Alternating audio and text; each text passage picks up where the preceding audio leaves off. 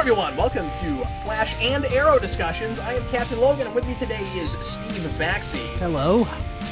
And it's Dan Torrey. How's it going, everybody? And today we are obviously going to talk about the two-parter. There was a big Flash and Arrow crossover this last week, and so we decided to cross our discussion series together. Yeah, so it's Arrow and Flash discussions, and Steve and I, of course, have been doing Arrow lately since Eric has been out of pocket. Steve, thanks again for filling in on that. It's been great. Appreciate it. Yeah, no problem. It's been awesome. But can I ask if we get an awesome crossover logo with an arrow through our logo or something? We do have a crossover logo, but it doesn't have an arrow through it. I kind of wish, quick plug, Superhero Enthusiast has been making these discussion logos for us, and they've been absolutely fantabulous. And he made me this one quite a while ago, actually, because I knew we were going to do this, and I asked him weeks ago to make this one for us. And I kind of wish I'd waited and asked him to do it when we got the logos for these, because they were pretty cool. And they were the best parts. I didn't know they. I didn't know they were gonna do that. Why don't you let me be positive for a minute? Sorry. That's cool. I didn't know they were gonna do that. But anyway, no. We do have a logo, and if you're watching the show, you know precisely what it looks like. And anyway, so we're gonna talk today about both of the shows together. Before we do that, we're going to discuss just briefly Power Outage because Dan and I didn't get a chance to do that one over Thanksgiving break. I want to mention, in case you haven't heard about it yet, that we are about to change the format for the discussion shows. We're gonna just not be doing them weekly anymore. Here pretty soon. We're gonna play out Flash and Arrow for the last episode of the mid-season, and then we're bringing a lot of old Geekvolution content back. We have a lot of projects on the horizon, and frankly, my life is very different now than it has been because we have a new baby in the house and stuff like that. So changing things around for 2015, I think everybody's really going to enjoy it.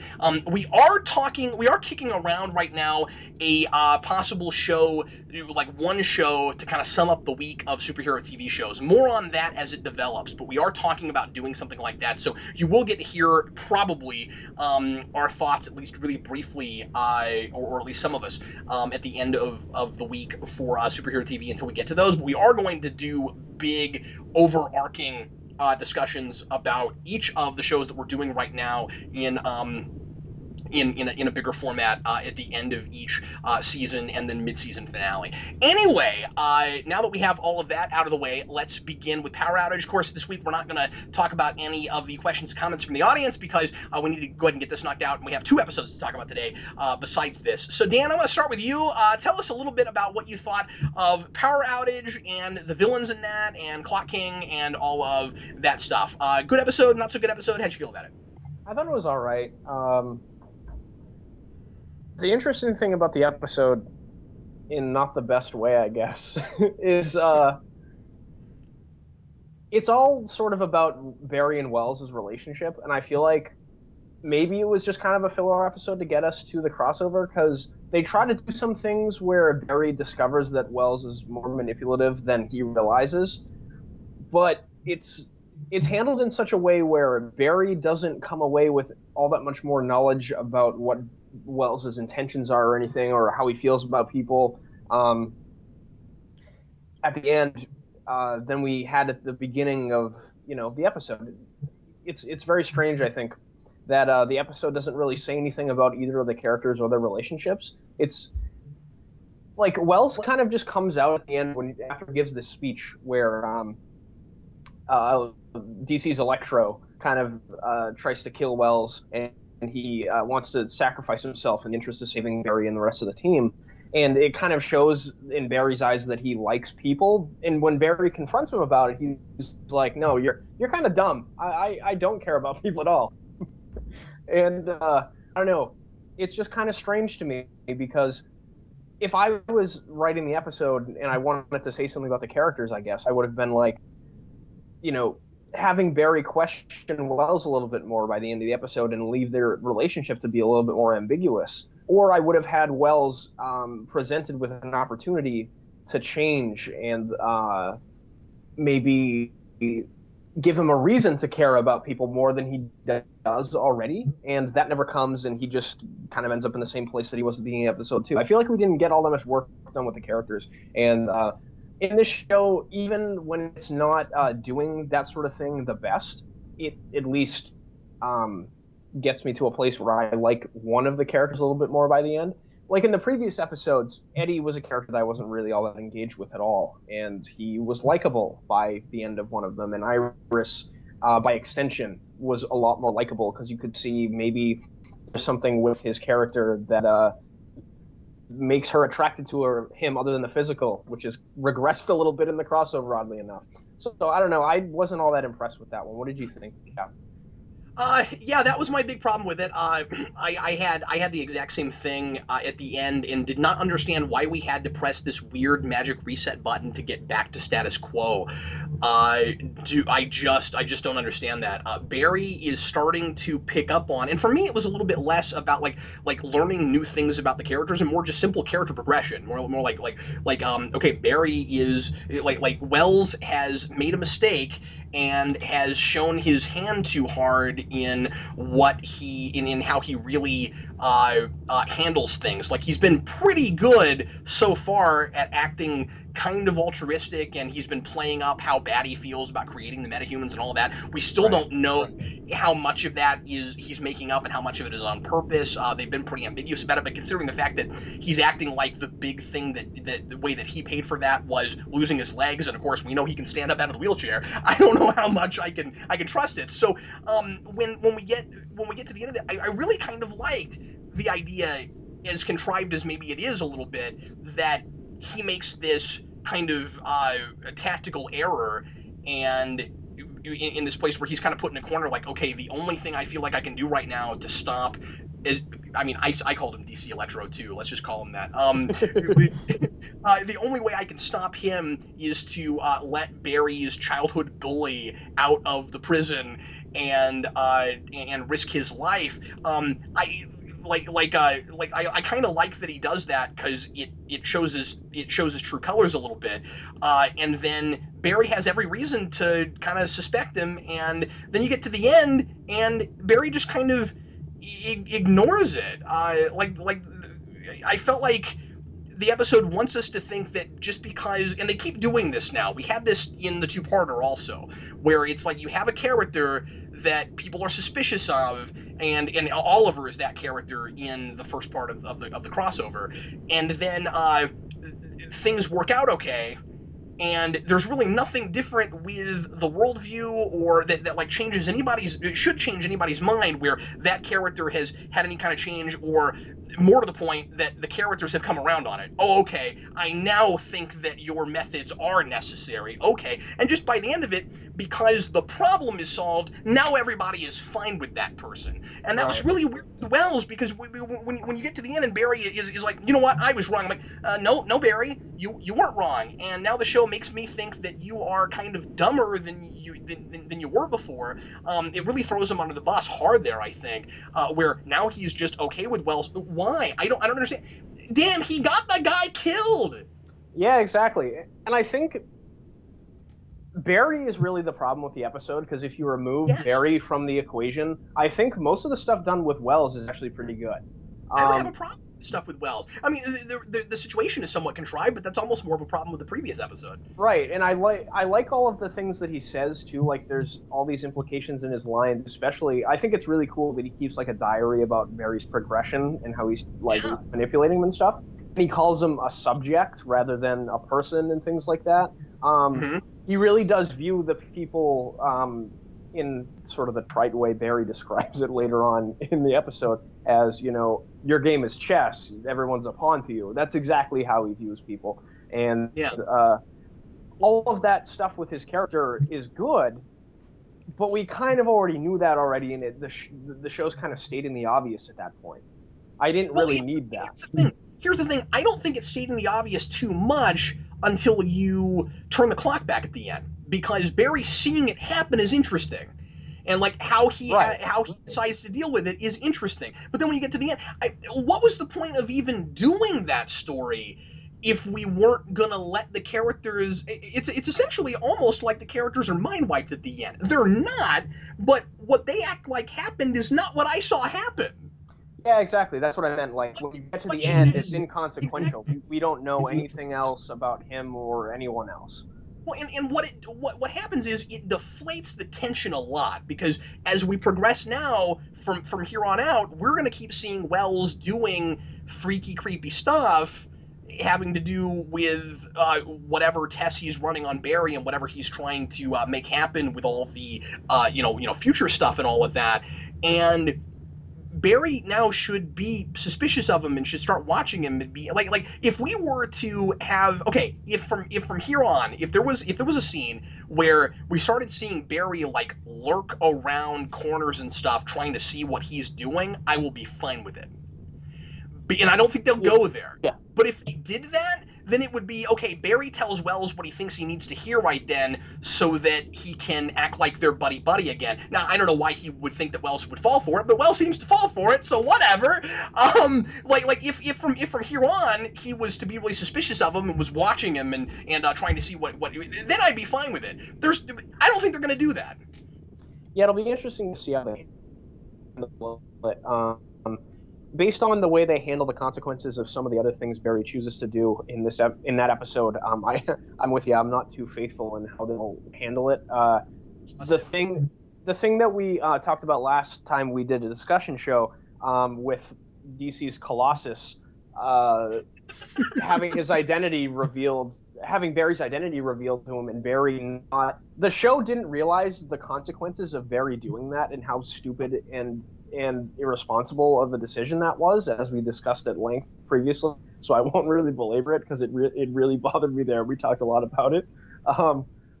But that character's just killed here, and carte blanche. Barry has a clean slate. No one other than the person that his identity is revealed to in the crossover that he doesn't really want to know.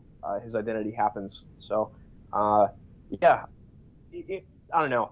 The episode in general, I think, is a little deflated in that it doesn't do anything with the characters. I did like seeing Clock King because he's a character that I hadn't been exposed to yet because I haven't watched up until that point in Arrow yet.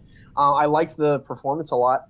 From what you've told me, he's a lot less interesting than he is in Arrow, though. So you might have a different perspective than I do. Both of you, because you've been keeping up with it. From week to week. Obviously, I love Clock King. I love that actor. I thought it was a lot of fun to see him again, and I like that he's still characterized the same way, which is a thing I should be able to just assume. But the way these shows have been written lately, I can't, and I hate that. I feel like. And this is Flash just the last couple of weeks. Obviously, Dan, you and I were really positive about the previous episode. Oh yeah. And most of it before that. So I mean, like things could turn around. We may be seeing kind of the season 3 Arrow writing slipping in too much because they're setting up the crossover and then they do the crossover. It could be that all of a sudden it flips back to more of the caliber of writing we were getting before. But I'm not trusting that these people, the people writing the show right now, know who their characters are at the core a lot of the time, and that they're being thoughtful enough and careful enough about keeping them consistent, and not just characterizing them from scene to scene. So the fact that Clock King seemed like the same guy, I really kind of appreciate it because we don't have a lot of recurring villains in these shows so far. The situation itself, kind of your typical like a hostage situation kind of scenario, but it was fine for as far as it went. I hope it's not the last time we see Clock King, and I could really kind of see it being that, but the fans love him, so I'm hoping that they find ways to bring him back. I thought he was dying, and there's no mention of the fact that he's dying. I don't know how much more time he's got, and that's one of the things that was so much fun about him, and such a, or not just fun, but like a really good idea, like made him compelling, came from a place that I love when we first get Clock King, that the whole like time motif comes from this mortality place of I've got to meticulously keep track of how long everything takes to do, and all of that because I only have so much time left. And so he starts to learn exactly how long it will take to do everything. And all of that is still there here, but there being no mention that he's dying. Somebody watching Flash that doesn't know Arrow and we'll get into this when we get into the crossover, because the writers of the show clearly want people to be able to watch one but not the other. Like they are almost too obsessed with that, I think, in the crossover. Well, I'm looking this up, and sorry I didn't jump in earlier because you guys were basically saying everything I thought about that episode anyway. So, but Sure. evidently, Hi, Steve. Welcome. what I'm reading from the summary of the past episode where Clock King showed up is it wasn't him that was dying; it was his sister. I thought they were. Oh, Yeah, it's all his sister, but okay. it still speaks to your point because there was so much more interesting stuff going on with that time motif in that episode than there Yeah. is here, and you really could have used it, especially considering Oliver's whole thing in the crossover is you have all this time, you don't use it wisely, you're not disciplined with your powers, and you got Clock King, who's the epitome of being that disciplined. I was gonna get there. Okay. Sorry, I missed that. I was talking to Eric about this the other day, and Eric brought up the whole "I thought he was dying" thing, and then I started thinking that too, and remembered it that way. I thought maybe both of them were. I don't know. Whatever. I guess not. Okay, cool. Well, that means that clearly we don't have to worry about that, and it's not so weird that they didn't mention it. His daughter dies. We find out It's in his this. sister, isn't it? Sister. I'm sorry, I meant to say sister, and he's angry that he didn't get furlough to go see her, and that's what he wants revenge for. So I mean, like, it's a little bit of a kind of convenient plot. I do think it's interesting that he's not angry he got in prison. He's just angry he didn't get out for a few minutes to go see his sister. But yeah, it is a huge missed opportunity to not do anything with Clock King and the guy that has all the time in the world because he can move so fast. Yeah. And it won't be a problem unless they never capitalize on it. And I'm really hoping they do. But the fact that he is incarcerated in Central City tells me that it's very likely that if and when we see him again, it'll be in Flash.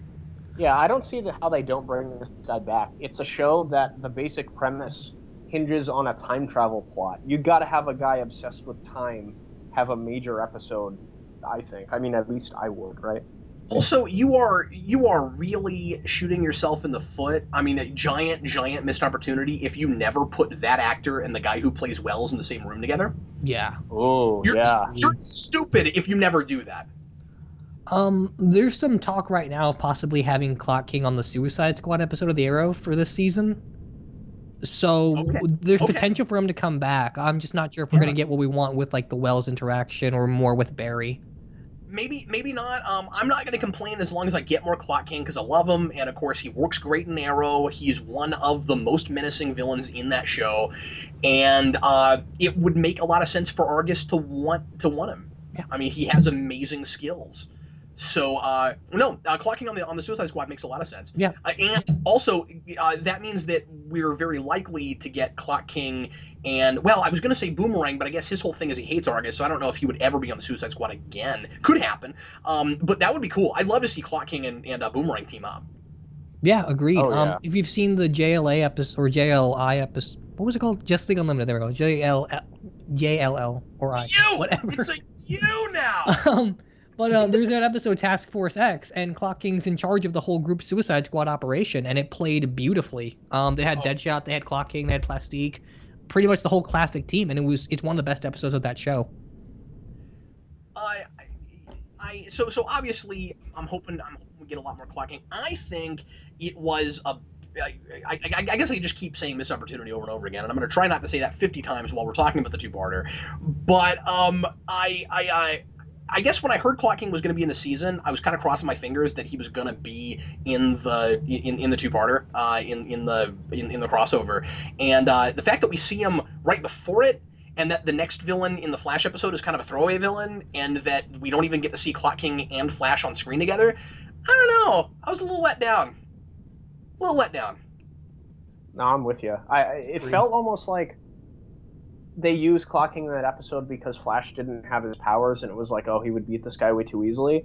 But like, if Clock King figured out how fast it took Flash to do anything, I feel like he might be able to strategize a way to trap him or something.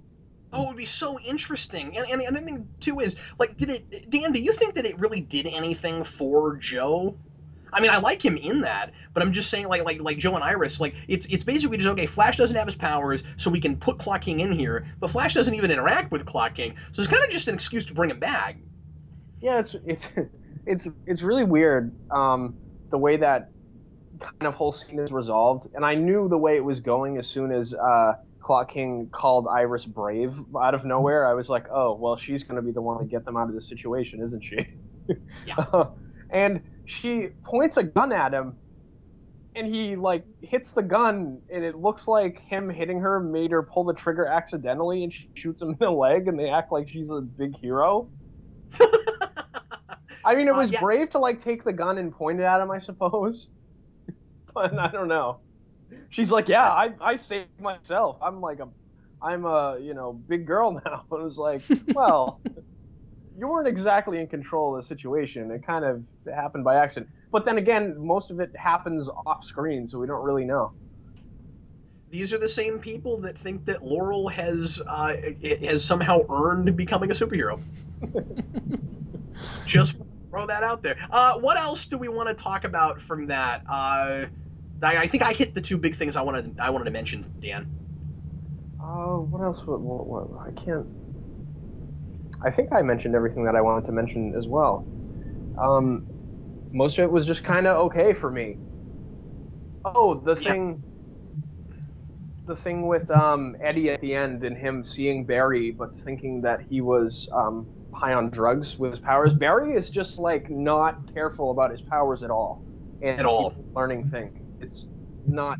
It doesn't do. It doesn't bode well for liking his character. No, it really hurts his sympathy, and what hurts it, and I think the big thing is it doesn't come from a place. It comes from nowhere. It's not just that he seems like careless and complacent. It's that I think he's out of character every time he does that. So I don't even see it as, oh, I don't like this character as well. I see it as, okay, I have to ignore that they're doing this because this is not what he would do. I mean, like this guy. Yes, we know that he is that he doesn't like to lie to people. That he has a really good code of values. That he's all about the truth, and that he's supposed to be kind of the Superman of this universe. And as you always say, Dan, kind of mixed a little bit with Peter Parker. Yeah. So if okay, but the thing is that is different from I'm not worried about anybody knowing my identity. Like that's just different. I could see him.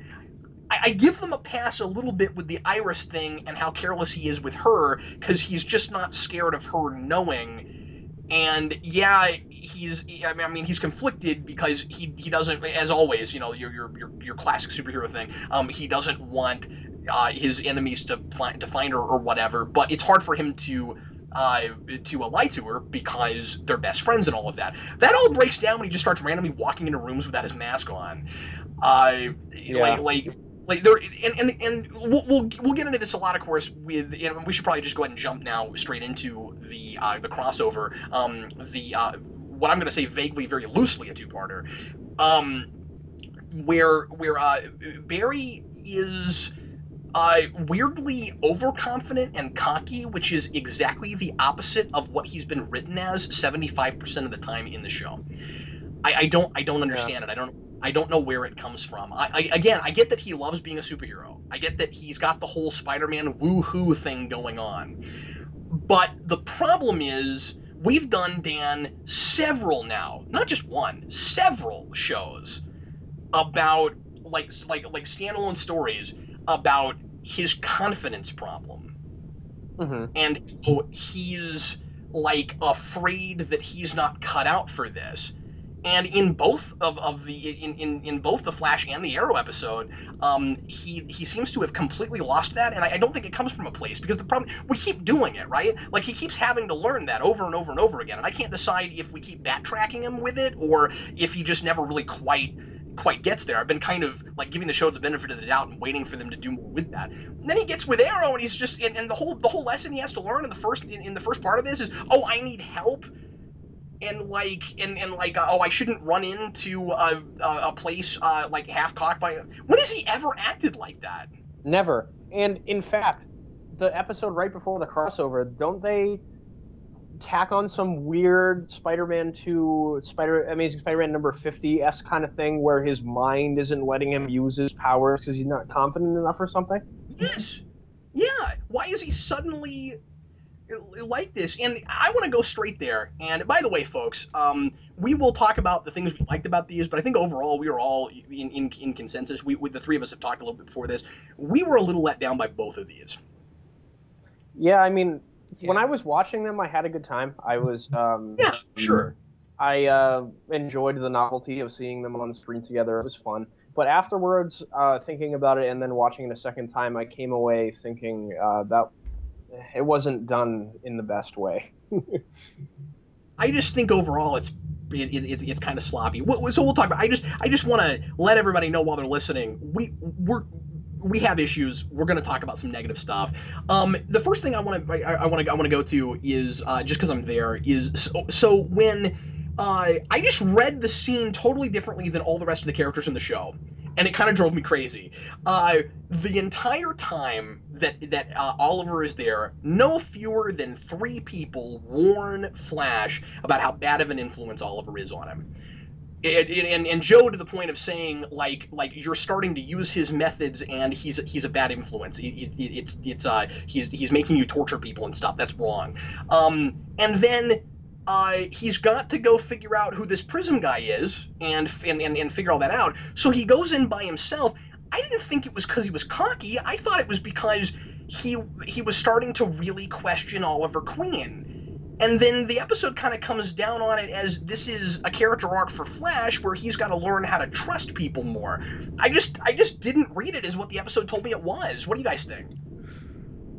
I agree. Both episodes have this issue, and we've talked on this a little bit of characters going backwards. And with Flash, when he does that, when he like runs in half cocked every time, part of it is that we can't tell how much of him is him because that mind altering red color thing.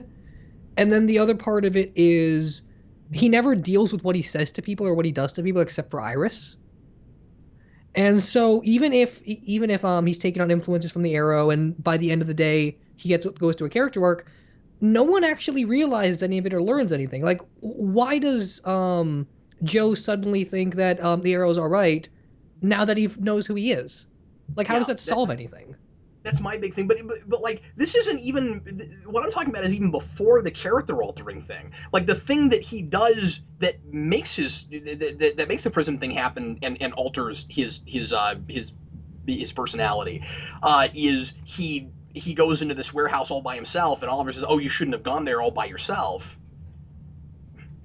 And I just don't really get that. I just don't get what they're saying about it. Like I was with Barry on it. I was like, well, Barry's afraid that he'll go there with Oliver, and Oliver will start torturing people again. Of course he's not using Flash. And the thing about it is, it's too convenient. I mean, it's kind of contrived because it's like, okay, now all of a sudden we're gonna do this big thing about Flash needing to use help when he's got it, but like he almost always has to operate all by himself with a voice in his ear. I don't Yeah, understand how this is any different than what would he have done if Oliver wasn't in town? yeah, it's weird. Like I always got the impression there was supposed to be a parallel between the two characters, and that Oliver is naturally a loner character that kind of wants to work on his own, but uses the team because he has to and then ground him a little bit. Whereas Barry, there's episodes in the Flash show that's all about how close their relationship is, the Yeah. Flash team and how they're good friends and things like that. And he's always friendly and welcoming to people. It was very strange to make that the character arc for that character specifically, you know? Yeah, Yeah. that's what I don't know, man. I thought overall, I thought a lot of this was really forced, and that's unfortunate because, like you said, the novelty is fun, but then at the end of the day, how much of a novelty is it? This is a spin-off of Arrow. We've seen these characters in a two-parter before. And part of it is this episode and the Felicity thing a couple episodes ago and even the pilot, the creators didn't know the Flash was going to be a hit. So the Right. whole first half of the season's front loaded with like Arrow references and such. So they just kind of worked a story around the idea that these two guys are going to meet for ratings booms and didn't think much more into it. It's as if they had the script lying around and they didn't update it to match anything they already did. Yeah, I thought Yeah, it was awkward. Like and some of this is just, I guess, what I sort of expected the show would be. And I'll say this right now, and I know neither of you guys are going to agree with this. I think I enjoyed the Arrow episode a smidge more than the Flash episode, but like. I kind of expected going into this, and I feel like this is how it was advertised. I feel like they touted it up this way, that we were going to get a big 2-part story. Yeah, That's what exactly I what thought too. And that's what everybody probably thought. And what I think happened, and again, that's not exactly the problem. I really think that they could have made like the reasons they get together and stuff a lot less contrived, and a lot less just like really kind of flimsy. Because when they show up in the Arrow episode, it really feels like, oh, this is happening because we told everybody we'd do a 2-parter, not because there's really. And so like with the. I lost my train of thought. With the first part, it feels a lot like, or actually with both of them, that we're working way too hard to do 2 crossovers in a row so that the people watching Arrow and not Flash get a crossover, and maybe those people will go watch Flash now, and vice versa. And because of that, there's a lot of awkwardness. One of the things that happens in both shows is there are all of these really crammed in references to the opposite show, for the folks that are watching that don't usually watch that show and are like, oh yay, I'm home now. I know Flash, so I get this right. That's fun. I get that reference. It's funny, but a lot of them don't come from character places and really feel kind of just written in, and they feel scripted. And then the other thing that gets kind of weird about it is that they're trying really hard not to spoil things for people that aren't watching the other show. And it's so weird. So you get to the end of the Flash episode, and Felicity says specifically that she wants Caitlin's help with the Canary's murder. They never call her that in Arrow. She's hardly ever called Black Canary in that show. And she says, Canary's murder, I am convinced, so that anybody watching the Flash episode that they are hoping will go watch Arrow now doesn't get that plot point spoiled for them. Because as soon as you go to Arrow, they're calling her Sarah the entire episode. And what's more, Caitlin calls her Sarah. How does she even know who that is? Yeah, it's a fair point. So Yeah, anyway, I found all that really awkward. I thought it was, some of that stuff was really awkward too, as someone that hasn't been keeping up with Arrow season 3. I thought it was really strange if you're trying to make your show accessible, for people that watch, like you said, watch one show and don't watch the other, and you want to go into both. I thought it was really strange that Arrow didn't buck the flashback trend for one episode, because I'm watching the Arrow episode and he's like in some vaguely Eastern-looking place with Amanda Waller, and I'm like, oh, what is happening? I have no idea what this is. I get that you're trying to draw a thematic parallel between what Oliver's going through in the episode and what happened in wherever the heck he was, from my perspective when I was watching it.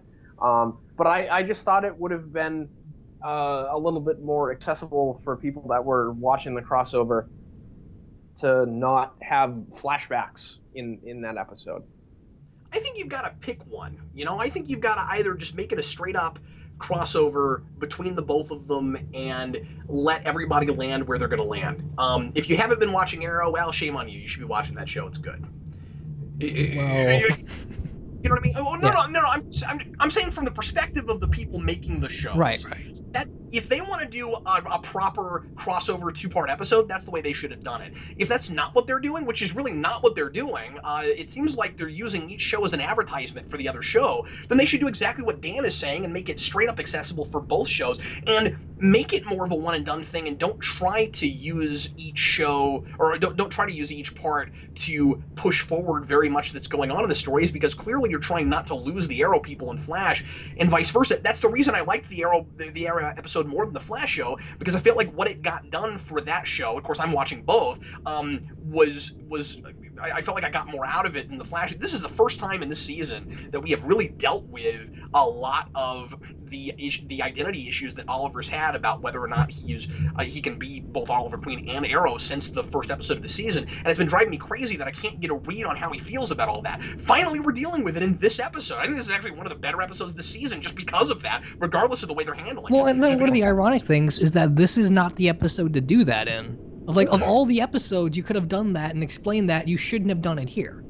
I don't think so either, especially because Flash's speech to Arrow about his humanity is really flimsy. Yeah, it's terrible. But like even more so, I think everyone, whether you like this episode or not, or like the show or not, you can Yeah. admit that part one, the Flash versus Arrow, is nothing, absolutely nothing but an excuse to see Arrow and Flash fight. That's all it Well, is. yeah, I And mean, then they don't go into Arrow with that same mindset. So it just watches disjointedly. They keep advertising as part one and part two, and it's not that at all. and like the first part, we get a really throwaway villain that I didn't do much for me, and that was just an excuse to have Oliver go through your standard "I'm not myself" kind of Smallville thing. And then at the end, we don't really, it doesn't really reveal anything about the character. In fact, it does that thing that always irritates me with those things, where I don't even know how much of that comes from how he really feels about things and how much of it is just cheap drama. Like when he says to Joe, you put my dad in jail. I'm like, I don't know if that comes from a place or if you're just trying to be overly dramatic. Yeah. Stuff like that. And then the second part, we get Boomerang, and he's of course a major villain and is going to show up a lot probably. And I liked him a lot. So I don't know. There's just a lot of really disjointed stuff. Well, and Boomerang had the same problem that Rainbow Raider did, which is he has no character outside of a cool gimmick. Yes, but the difference is I don't expect to ever see Prism again, and kind of hope I don't. Just with what we got with him, and with Boomerang, I thought it was a decent setup. Like I don't need character stuff from him if you're going to introduce him and bring him back a whole bunch of times. We did the same thing with Vertigo, Yeah, that's fair. where Vertigo, the first time I saw him, like okay, he looks like he might be potentially interesting. Well, we got him like 5 or 6 times, and we kept doing more stuff with him every time we got him. Yeah. Yeah, So and anyway, they did the same thing with Captain Cold. Like there was hints of stuff that they're going to do in the future. If you read the comics, you can pick up on some of the stuff that he says and he does. But they didn't give you a whole lot in that first episode. So I do expect that when Boomerang gets brought back again, that they'll do stuff with him because he's a major Flash villain and a major part of the Rogues. So Well, I'm glad you um, brought up the Captain Cold episode because I love that Oliver references that, and he says when he decided to work with Barry, he went back and saw what Barry's work record was like, and how he means well, but he doesn't have discipline with his powers, and so Oliver's trying to very friendly teach him that. And of yeah. course, in part two, he completely goes off the deep end, starts yelling for no reason because it's Arrow and it's dramatic. But in this show, he's really level-headed about it, and Barry isn't for multiple reasons. But that's a thing that never gets addressed. So Barry's problem is he doesn't scope out the scene. He doesn't use his powers strategically, and that's a good way to go. You don't have Yeah, to do a confidence story. You can just say, well, he's got powers, but there's brains that go with it too, and they yeah, don't sure. resolve any of that. They just say, you have a problem. Everyone's happy at the end of the story, so you learned your lesson. Well, that's not a That doesn't have to, like you said, it doesn't have to be a confidence issue because it could just be, well, he's had no training. He doesn't think to do that. Yeah. And they don't have to make him look stupid with it. But Steve, I gotta disagree with you on something. I don't think Oliver's level-headed about that at all. I don't like the way they play that because they play it like for some reason, and they've done this since last season, with the exception of that one scene they keep calling back to in the Flash pilot that I don't like very much. Terrible scene. That that Oliver doesn't like Barry Allen for the simple fact that we want these two superheroes to kind of have conflict with each other because they're on two ends of the spectrum. Batman and Superman don't like each other, so Flash and Arrow can't like each other. I don't know why from the very beginning they meet, Oliver is so standoffish towards him. I've never understood that. I thought that when we got to the end of the second part of that we kind of gotten over that a little bit. Apparently not.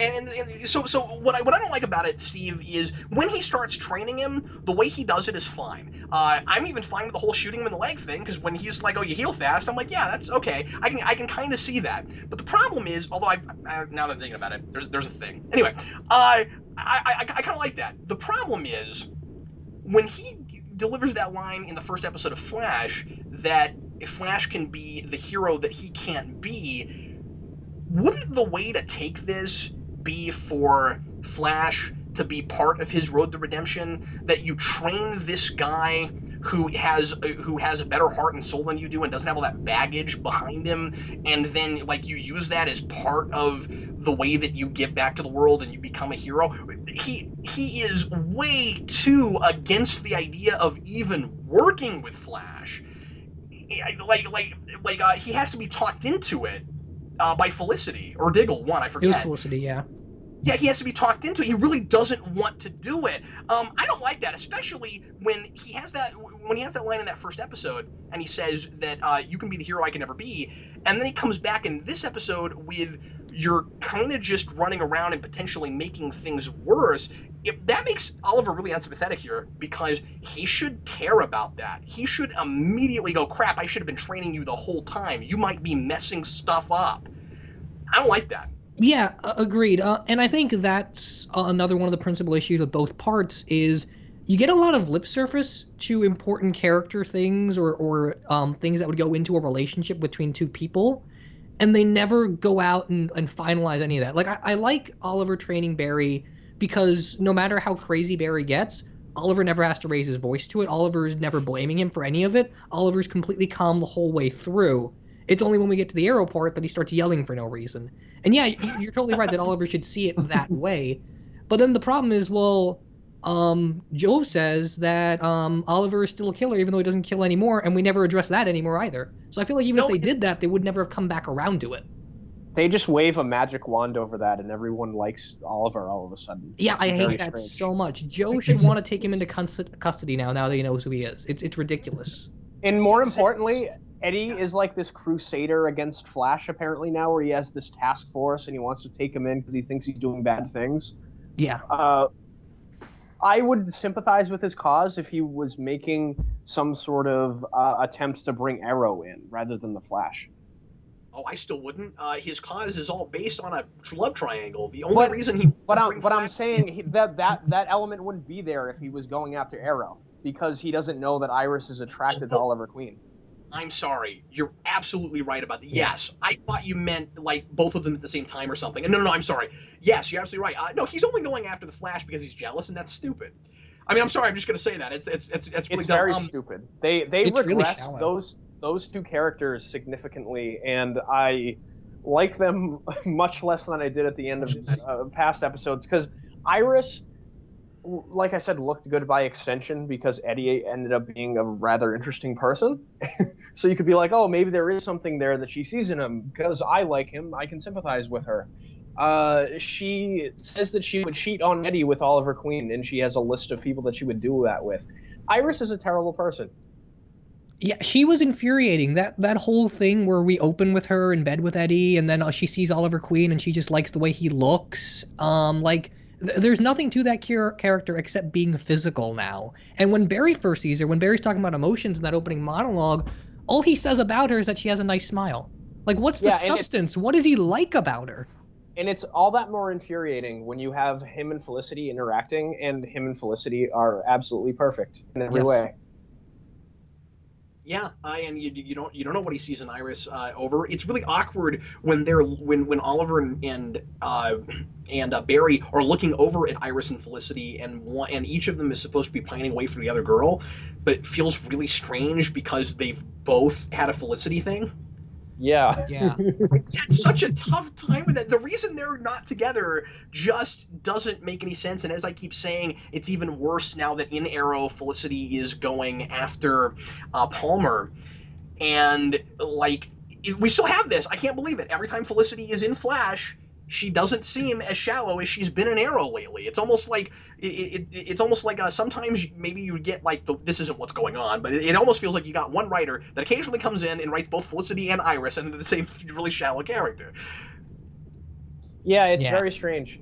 I there's so much tension between Felicity and Barry when they're with each other, and their personalities are so similar that whenever they're interacting, I'm like, these two people need to be together. That's what would happen in the real world, but Real life. it doesn't happen. It's very strange. And Eddie, they did set up that thing with him in previous episodes where he said he felt threatened by Barry because they were really good friends. And I was like, well, okay, I can see that. You know, a guy that knows this girl more intimately than I could ever possibly hope to because he's lived with her since he was like, 7 or 8 years old. I don't remember what age he was when he moved in with the West family. But, that's a legitimate reason to feel threatened by someone. And then he goes and feels jealous about the Flash for this really superficial reason. Yeah. It's It's not the same thing, but I think the show thinks it is. It's rough, and then like they keep piling it on, almost like they think this is what people really want in a show, but they haven't done as much of this before. And again, I can't figure out, because the thing is, if they're using this show, and maybe I'm reading too much into this and thinking this is really what they're trying to do, because I can't tell. But if they're trying to get the Arrow people to come over to Flash, I mean, that tries to be a really dark, broody superhero show, and most people really kind of resist the CW typical drama stuff in that show. Or at least I don't know. A lot of people tend to. It seems like the way to get the Arrow people is not to have Iris saying things like, "Oh man, he's got thick arms." Yeah, and I was under the impression that I think I heard Stephen Amell say this, that Flash had better ratings than Arrow when it started, and it has continued to have better numbers than Arrow. Yeah, Yeah. So more people are watching Flash in the first place. yeah, exactly. Yeah. I just don't understand. So there aren't a lot of probably people just watching Arrow and not watching Flash at this point. Yeah, I think people are like me. They're watching one of them and catching up on Arrow, or just are not interested in Arrow, or are watching both. Yeah. Dan, did you feel the same way I did, in continuing this theme of Iris is weirdly shallow in this episode, that at the end she turns on Flash too fast? I mean, Yeah. like Flash has a good explanation for why he's acting out of character, and she's like, "Oh well, Eddie has proven to me that you are dangerous, and we can't talk to each other anymore." I mean, I do kind of wonder where that's gonna go now, because her entire direction has been about researching and going after the Flash. Now, like this one thing. Now, I get that. Yes, it was a horrible thing that happened, but can't you treat it like, I don't know? Maybe she just hasn't seen as many Smallville episodes as I've seen. It's such a But typical like role reversal of where they were at yes, previous episodes with him and Iris, where it's like, oh, we turned the him not being able to talk to her thing completely on its head. Now we can't talk to her in the costume like before, where he was only able to talk to her in the costume and not in person. and it's too fast. I mean, like really, just what is this? Like 7 episodes in, uh, she's gone from, and she only got to start talking to him, what, 2 or 3 episodes ago. Yeah, exactly. Like this far in, we already have this like really thick, obnoxious, dramatic thing between them, where she doesn't trust him anymore. Isn't he supposed to be like that larger than life beacon of hope Superman thing? This is not. Maybe like a season in, you can do something like that if you can make it interesting, but I wouldn't think you'd want to do it this early. Like, he's lost all credibility for her, and she was his big proponent. Why Yeah. did they do it like Oh, that? and they capped it off. They capped off such a dumb thing with something that could have been so much more interesting. Like the opening of the episode, Caitlyn's like, "Don't get involved. You don't want to be the one to blame for the breakup." And the whole thing is about how Flash is being immature by seeing her in the first place. And then they never deal with that. They just go with the confusion love triangle thing of, well, you hurt my current boyfriend, so I don't like you as much anymore. Yeah, yeah, precisely. Man, I don't know. And the thing is, we are holding these shows. I got to back this off a little bit, because we probably lost a lot of viewers now. We're we are holding these shows to a certain standard because they have delivered a certain standard before. These shows have been better than this. Oh And when I yeah. say better than this, I mean better than this kind of typical CW drama. They have very often not felt like CW shows. There's that kind of stuff that creeps in every now and again, but I mean, we've got like the trifecta in this of the, you've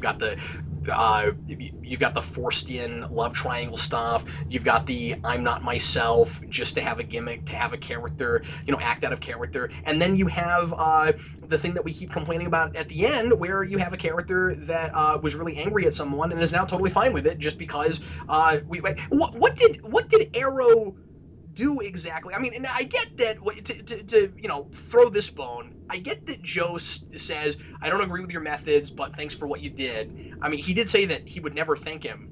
Like he said, two things that I'll never do in my life: play professional baseball and thank Oliver Queen. And then I liked that line, by the way. That's very in character for him to say that. And then you get to the end of the episode, and now he's thanking him, like he was the okay, so he stopped Flash. Wouldn't he? I don't know. I just feel like, yeah, you have to expect him to try to do that. You know who he is. You know what he does. You should expect that he's going to try to do that, even if you don't agree with his methods. It's almost as if like he did something to gain his respect. What was it, guys? I don't know what it was.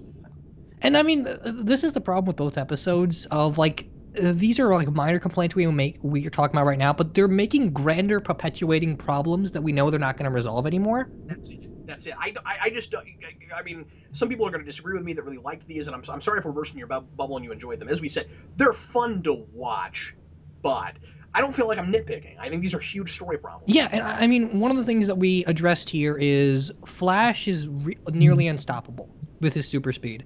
And so if Yeah. someone can turn him evil, what does that mean? Like, no one's raising concern over Barry trying to be more careful now, which they should.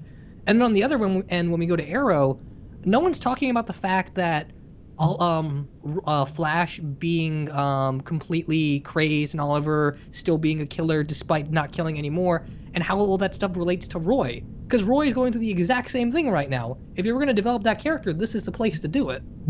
There's so much we're not talking about, right? I mean, like, I love that Joe says, "Hey, he killed all those people before. We should probably deal with that at some point, right?" Like you mentioned that earlier, Steve. I've been waiting for somebody in Arrow to say that this entire season.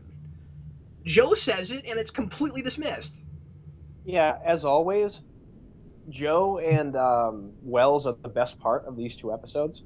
Yep. Yeah. Well, I'm going to disagree with you on the Wells thing, but it's not Wells's fault once again.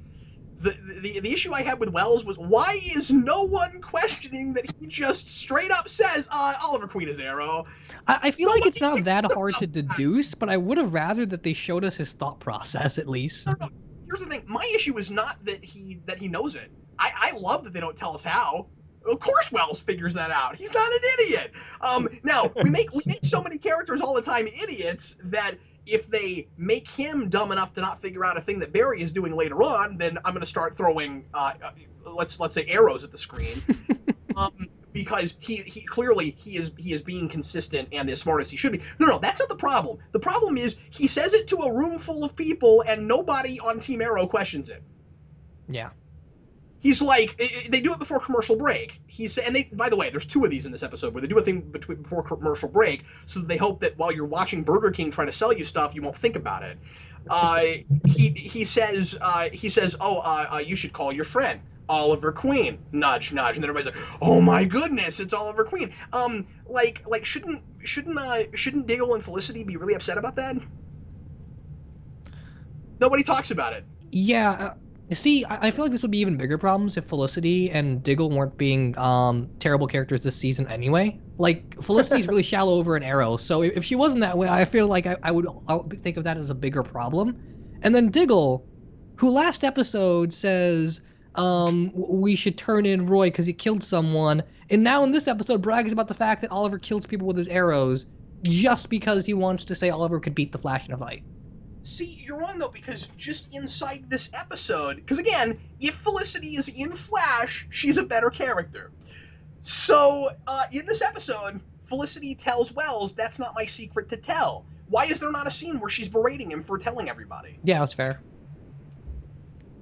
I get what you're saying, but just within the context of this episode, it's already inconsistent. And what's the point of having that dialogue exchange if you're not going to pay it off? But there's so much of that in these, and that's my big issue with them. That's why I found them really problematic. There's some weird identity stuff in this. Like you mentioned the thing with Wells, the one that I took bigger issue with, and this is kind of a larger problem with Barry being rather stupid. Agreed. He goes off to get sushi in public. Who knows if he paid for it? He probably stole it. He steals a lot of stuff. That's my trivia question today. Yeah, he comes back. He comes back to the Arrow Cave with his mask off, and I mean, I guess did he not know that Diggle's wife was going to be there? He acted like he did know. What he says is, "Oh, I thought they were married, so it's not a big deal." And Yeah, and here's the thing, I'm of two minds about that, sort of. I mean, yeah, I'm with you, Dan. It's weird. What I like about it is the kind of assumed wholesome value thing of, well, if they're married, then I can't expect Diggle to keep secrets from her because you don't keep secrets from your spouse. I kind of right. like Oh, that. okay, yeah. That, you see what I'm saying? Like if he's like, oh well, they're married, so of course I'm going to show her who I am, because it would be unfair to tell a man not to keep secrets from his wife. I like that a lot, but I don't know why he knows she's there. Yeah, exactly. So I don't know. I was sort of okay with that. What I wasn't sure about was when it was like, oh, we're not married, and now it's a problem. Like, well, I mean, they're like okay, I get that. Maybe I'm not sure. Barry, I would be surprised if Barry were like a card carrying conservative. But and I don't usually go to political places, but I'm thinking about that. I'm like, okay, well, that only works if he's got that kind of those kind of values. If he, but if he's then, I don't know, I have a hard time buying that he would then be like, oh well, I mean they're living together and they have a relationship, but if they're not married, so yeah, I don't know, it was confusing. Dan, I'm sorry, Dan. Steve, you've been watching Arrow with me this whole season, and of course you've seen all of it. Did you think it was weird that they were playing that they were playing this running gag of no, we're not married? I Just I found that really annoying. And what bugged me why was that? most is that whole "you only call me sweetie when you want something" thing. Like that would have worked if sporadically throughout 2 seasons she says that. But she says it 3 times in one episode to give Is us this the an sense that they're supposed to be basically married even though they're not. And I thought all of that was just really forced and really quick. The first thing Diggle does when she wakes up after having a boomerang shoved into her chest in the hospital bed is, "Will you marry me?" Not even yeah? like a "How are you?" Does your chest hurt from being impaled? And then when she's like, yeah, and then she's like, quit talking. I was really expecting her to be like, because I'm in so much pain, I can't even deal with this right now. Evidently, Diggle's dating strategy is when the woman you're after is knocked up on painkillers, it's your only opportunity. That is a thing, and I like that they're. I somewhat potentially like the idea that they're going to get married. Of course, we know it's not going to work out. Yeah. Or at least I would be very surprised if it did, because they're playing up really hard the fact that these two people are from different worlds and have a different set of values, and there is somewhat of a character parallel in that relationship. Oddly, of the kind of value ethics sort of versus ends based with Diggle and what is her name? Why can't I think of her name right now? Lila? Lila. Diggle and Lila and Barry and Flash, and like, or Barry and Flash, Barry is Flash, Barry and Oliver, and I'm hoping that they do interesting things with that moving on, because that's a relationship that really shouldn't work. And Oliver keeps saying, I can't be with the woman that I love. I guess he really is totally in love with Felicity now. I guess. I can't be with her because of what I do. It's too extreme, and other things, of course, too. And obviously, Diggle doesn't completely, actually, really vehemently disagrees a lot of the time with Argus's methods. And you hear Lila in this episode, like, use nicer words for death, and then people are like, no, you mean death. And obviously, Diggle's one of those people that's like that has that problem. This isn't going to work out, and Diggle has kind of rose-tinted glasses and is hoping that it does. Um, I feel like it's kind of obvious where that's going, but I hope that can be interesting. I feel like all that would just ultimately be more fascinating if Diggle wasn't so back and forth, having no character this whole season. Yeah. Like I mentioned this before, one of my worst moments in both parts is Diggle legitimately sits there and brags about Oliver killing people just for the sake of hyping up a fight between those two characters. I think I that's know. just terrible. That's almost immature. Boy, we are being brutal to these And I episodes, mean, aren't there's we? more of that. There's another bit with Felicity and that whole "my shirt's on fire" thing. That joke was just, that was one of the worst jokes this show's ever done. We didn't need that, after so many people complained at Star Trek Into Darkness that like Abrams, I think it was Abrams, came out and like apologized for even putting that scene in. I can't believe we did it in Arrow. I mean in Flash. Yeah, I Uh, mean, there's the minor problem of like he runs around and carries people and do that, and their clothes don't burn off. So all we're saying is it only happens to Felicity because she's an attractive woman, and it's terrible. Well, and not just that, but also because we have to shoehorn in somewhere. Oh, we talked about going down the dating road, but we decided not to do that. Yeah, and then That was, Cisco's line was like, "I will never forget this." That was probably the worst Cisco moment I've seen. And so he's got a lot of them too. Yes, he's there, got a lot. I hate Cisco, but man, I don't like him at all. If they do something with him eventually later down the line, maybe I'll like him. But I just don't find the brand of humor that he's written to have most of the time all that funny. I feel And like while his we're on, destiny to become Vibe is just like this is all foreshadowing. That he's going to become even more annoying as Vibe. yeah, we'll there are see. a couple. While So we're on what the about? subject of Diggle, though, I wanted to bring up a point that Captain Logan had brought up before we started recording, that I think is apt. And you'll be able to speak more to it because I haven't been keeping up with Arrow at this season.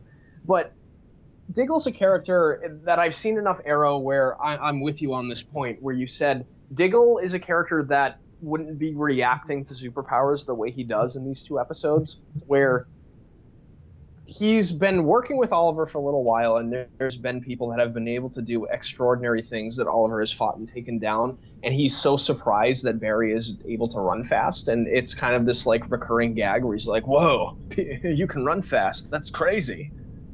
And he's like the wide-eyed, um, observer of Barry, running fast. And he just does that the whole episode. It's kind of strange. He fought Ravager and Solomon Grundy single-handedly, and he's surprised by the Flash. I feel like Yeah. that's not consistent at all. And once again, this is a symptom of a larger problem. Everybody's out of character, or at least a lot of people are out of character, and it's bad enough, especially with the way Arrow's been this season, that people seem out of character based on what I think they are, but they've been out of character for so long that I don't even know who they are anymore, and so I don't know if they're out of character. But that thing, I feel really confident in saying, yeah, he's got a military background. And you know what? Did you notice, guys, that and Danny, you've been watching Arrow, but did you notice that they tried to kind of slyly make it work when they have him say, "Well, I fought Murakura soldiers, but this is crazy." I still don't buy it. That's not enough for me. No, not at Um, all. and here's the thing. I feel like you could have spun it in a way that would have been more Diggle, because I feel like Diggle is thoughtful. I feel like Diggle has a sense of humor. He's kind of dry-witted a lot, but I do feel like that he has a sense of humor. I would have played him maybe a little bit more like Joe has been in certain episodes where the superpowers just fascinate him. And like instead of being stopped to like he just saw God or something, the and he keeps being fixated on things like how fast does he go to the bathroom and stuff like that. That's not Diggle. Diggle's classier than that, or at least I thought he was. What I would have done with it, maybe, if you wanted to go there, because they think it's funny. I don't think it's working.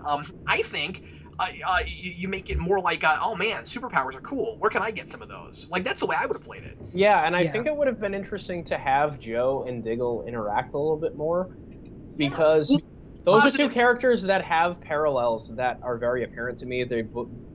Being a police officer and being a soldier are experiences that have a lot of similarities. I would have loved to have seen those two characters interact. Yeah, Yeah, and agreed. this is neither here nor there. I'm not criticizing the show for not doing this, but I still hope that sometime down the line we can get Joe and Quentin Lance in the same room. That would be awesome.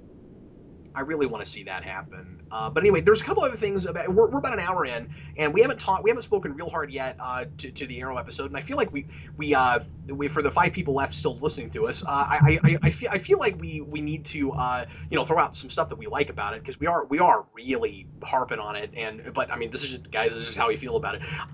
Couple other things about the Flash episode I feel the need to bring up. One of them is, guys, did my Hulu mess up? Did I miss something? Did Arrow and Flash not go, okay, Flash's memories or his brain rather is fixed, let's go stop the bad guy, and then after commercial they've just stopped the bad guy, we didn't see it happen? That's exactly what happened. It was let's team up, and then commercial break ends, and he's in jail. It was ridiculous. Yeah, the reason that's an issue for me, besides the obvious, I guess it was really jarring. Oh wow, I feel like I missed a scene. Really, I wanted to rewind it. And then I watched it twice, and it happens that way twice. So I assume that's the way it really happened. I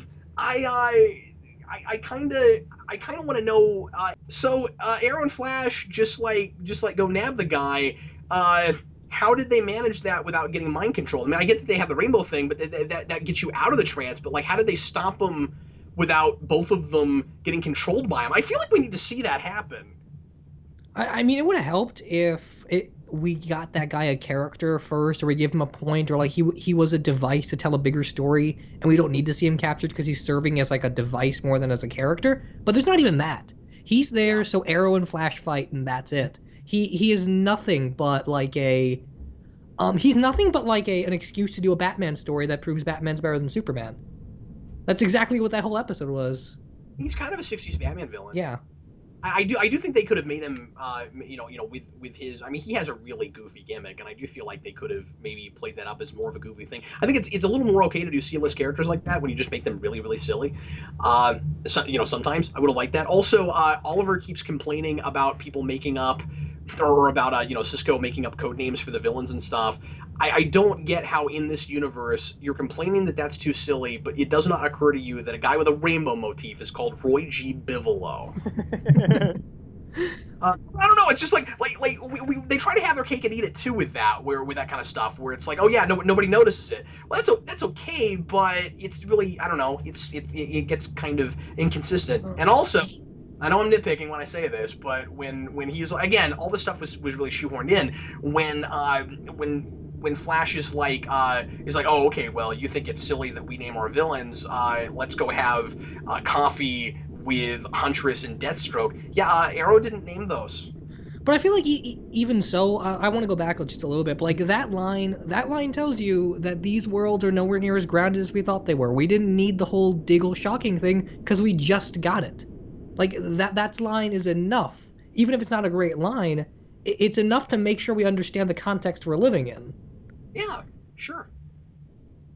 Well, anyway, the other thing I wanted to throw out is, once again, I feel like the shows can't decide if they want to be, there to get new people in, and they're being careful about spoilers and stuff, because why in the Flash episode are we setting up what I am 99% sure is a daughter that Oliver didn't know he had? I thought it was supposed to be Connor Hawk. Yeah, it's a son. Oh, maybe it's a son. Okay, Yeah. I didn't put two and two together. I didn't look up who that woman was. That was the woman from season 2 where we see like Oliver had a kid with another woman, but Moira parried him off to live in Central. Oh yeah, yep, I remember that. Okay. Yeah, and then she's talking on the phone to a kid, so apparently Connor Hawk is alive. Okay, well, I mean, but that was a really weird place to put it. Yeah, yes, agreed. it was. It was very strange. Anyway, sorry, I feel like we would be remiss if we did not mention that. I mean, I'm glad that that's come back, or at least, I guess it could be cool that it came back. I'm hoping that we do some sort of time jump. Connor can be older, and Oliver will just have a really awesome goatee. Yes, I want that so badly. No, they should make him like 12-year-old like Tim Drake Robin. That could be good too. Awesome. Well, he was 9, so we could just do it in like 3 more seasons. Or do it now. That's cool. I'm sure. I mean, you need a really good kid actor for that, and as we've seen, Steve, that's hard to do. That's tough to get. Imagine after one of Oliver Queen's partners gets killed, he's like, "Next idea, let's bring a 9-year-old kid into the fray." Oh my goodness. Okay, so let's talk about more of the Arrow episode. We have kind of talked about these together a little bit. Like I said, I liked it a little bit more than the other one, just because of some of the stuff that they were getting done in the Arrow continuity. But also, I mean, Boomerang's really cool. Yeah, I love these from Captain Boomerang, and we finally got another one of the rogues, which is something that I've been really wanting. And he's awesome. He is so cool. Yeah, agreed. His Boomerang fight scenes are spectacular. Well, what I love about it is that he's not even remotely goofy. Like, he can be Captain Boomerang and nobody's like, oh man, that guy's silly. Like, he's terrifying. Yeah. He's absolutely terrifying. And he is characterized like almost the opposite from what I've seen him in the comics, but I think it works. Yeah, he's not kind of sad sack loser criminal like he is in the comics. He's actually kind of smart. He figures out a way to find the Arrow cave here. which is pretty cool. So I have a question about Boomerang, though. Sure. Yeah. Okay. Last episode of Arrow, Draw Back Your Bow, we found out that Diggle took Cupid to the Suicide Squad. And in this episode, we learned that during a mission, the Suicide Squad had to be neutralized, and Boomerang's collar didn't work. And so now he's going after Argus. Now here's the thing. Are Deadshot, Bronze Tiger, Cupid, everyone else dead, and Boomerang got away? Or is it a comic thing of all of their collars malfunction, Boomerang's the only one that's taking vengeance? And if we say that it's an earlier Suicide Squad, the problem with that is, well, why the hell is Boomerang attacking now? Well, here's the thing. It could have been really recently, but not right then, because you got to remember that he shows up at the end of the episode where Cupid gets sent there. So, like, now, you're right in that we don't really know how much time has passed, but I really doubt that it's a mission she was on. Okay, well, even if she's not dead, then either Deadshot, Bronze Tiger, and the rest of them from the other episode are dead. Or they all got away without telling us. Nah, you're assuming too much because we don't know how many people. Because we don't know how many people she sent on the mission. It could have been 2 people. Well, he said the entire team. He said the whole squad had to be sanitized. So who else is on the team? Well, then it must have been an earlier version. Why is it a problem if it's an earlier version? Because then why does Boomerang show up now of all times? Why does he pick now to attack Argus? Oh yeah, of course. Yeah, no, I'm sorry, you're right. Yeah, okay, fair point. Yeah, cool.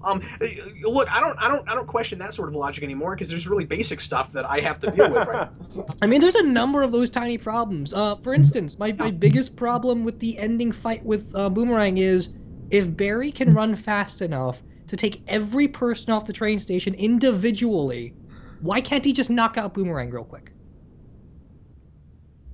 Because he doesn't know what'll happen with the bombs if he does this? He doesn't activate the bombs until he sees them both. Yeah, I don't know. Yeah. Once again, I can't concern myself with such things. That's a very good question. When basic characterization isn't I'm totally with you, Steve. Yeah, that's a good question. I liked that. I don't know. I liked Flash being a little smarter than he has been lately and coming up with a way to disarm all the bombs. Yeah, I mean, it was a good way to resolve the problem, I guess. I have a hard time believing that they were all able to cut the lines at the same exact second. Especially on 3. That's not the most efficient way to... All right, guys, on 3. Yeah. What if there is a lag in your Skype call? That's what I'm saying, yeah. I mean, as someone who's had to deal with that problem extensively. Tonight. Several times. Yeah. We're on hour 5. Exactly. We've all been talking a while because we've been waiting for Skype to catch up enough that we can make this show. Anyway, what else do we want to talk about with that? I feel like I've made already a lot of points kind of about this episode. Once again, some really awkward shoehorned in things. I was really bugged, Steve, by the Speedy line. I hated that. I hated that, especially in the Arrow episode. Everyone's dialogue just reasserted the subtext, and they don't realize why it's called subtext. Yeah, well, but just the reference doesn't make sense. I mean, like he's like, Speedy. I'm sorry. Who was it? Was it Caitlin? It was Lila. Lila. Yeah, Lila calls Flash Speedy because he runs fast. And the first thing that Oliver, if we had never had that name in the show before, that's fine. But Oliver says, "Oh, you're talking about Roy?" That doesn't make any sense at all. And he only says it because in the comics, Roy Harper is sometimes called Speedy. That's so dumb. What he should have said, what Oliver Queen really would have said, is, "How do you know that I call my sister Speedy?" Yeah, fair enough. Yeah. And once again, there's a lot of that stuff. Diggle's wife has a lot of terrible dialogue in that episode. When she's like, "You're like the brave," and he's like, "the bold." I was like, "Are you kidding me?" Yeah, we've already called the episode that. We really don't have to get it in the episode. It's okay. Yeah. Roy likes Cisco just because he prefers the color red. Yeah. And I mean, we don't get any characterization with Roy, so you might as well just give him dumb jokes to tell now. I guess that's his purpose. And the weird thing about all that stuff too is it's with the Arrow Cave and all of the characters' interactions when they're in there is at the end of the episode they act like it's such a big deal that Flash gets his own display costume case thing at the end. He can run at super speed to Starling City whenever he wants. Like if he's on a field trip and he leaves his costume at home, is it for that contingency? I mean, I feel And I like guess that there's brings up another problem of I don't know about you guys, but I've never bought a mannequin. But I'm sure they're expensive. Where does Oliver Queen get this money? Yeah, because you may not realize this, but Oliver is dead broke right now. Oh, really? Yeah, dead broke. He shouldn't be. I mean, this has gone. This has gone from beginning of the season. I was complaining so much about Shield because Agents of Shield in that show right now, Shield has like no money, but but they're able to like completely like make a brand new science lab that's way better than the one they used to have, and all this other stuff. That's And they're talking about fantastic. they have no money, and I was praising Arrow really hard for Oliver Queen is broke and he seems broke. He hasn't seemed very broke since the last time I said that. Well, I mean, since the first time I said that. it sounds like they're getting financial advice from Bernie Madoff to make these shows, huh? Really? Yeah. Oliver Queen's credit card debt has got to be really bad, but I guarantee you Agent Coulson's is worse. We're just trying to survive these times. We've only got like $2 billion in the bank to spend on mannequins and science labs. Here's the thing. Besides the fact that, as you said, Dan, just no. The mannequin thing at the end, I would be more okay with if I thought that Oliver and if I thought that like they had kindled this new bond that I really bought and they earned it. I kind of like the idea of having some kind of visually symbolic thing of Flash is now part of Team Arrow. I could have really bought into that. If Cisco, I mean, he would have had the time to go back to the city and get it. But if you had a scene somewhere where like Cisco brings in a mannequin and it's got a different Flash costume in it, because we know that they have a few, and they put it in the Arrow Cave, and we actually have the costume there, I would have been fine with that just as a symbolic gesture of Oliver and Barry are like Batman and Superman now. They are world's finest. They care about each other even despite their differences, and they work with each other a lot. Yeah, that would have been fine. They didn't earn that. Yeah. I don't think they earned that. Yeah, I don't Can we? Yeah, we Can can agree on that. It was really pointless near the end. I want to talk about Flash's speech because it's just sloppy. Yes. Oh, and after that, can we talk about the flashbacks because they make no sense? Yeah, sure. Okay. We'll talk about the Flash back. enlighten me because they didn't make any sense to me for completely different reasons. Oh, there were two. There's the reason they didn't make sense to you because you haven't kept up, and then there's just if your brain works, this makes no sense. Yeah, Okay. Dan, and there's not much to know really. I mean, I'll give it to you right here. All that's going on right now is Amanda Waller has picked him up off the island from the end of last season. They're now in year 3 because it's year 3, and he and she's like forcing him to do her dirty work for her for some reason, and we don't really know why she has to use him and not somebody more qualified than him. And that's what's going on. And she's making him do a bunch of missions, killing people in China. That's it. That's all you gotta know. That's it. Yeah, and they cast a really skinny chick as Amanda Waller again. I noticed that. Yeah, Eric is complaining. She's been around since the end of season 1. Eric's been complaining about that. I guarantee you that we will get comments where people will say, "We'll tell you that skinny Amanda Waller is fine and you shouldn't complain about it." Hey, I I'm not wouldn't complain if complaining. she could I just thought it was interesting given that in the Suicide Squad movie they're trying to get Oprah and she's a curvy woman. Yeah.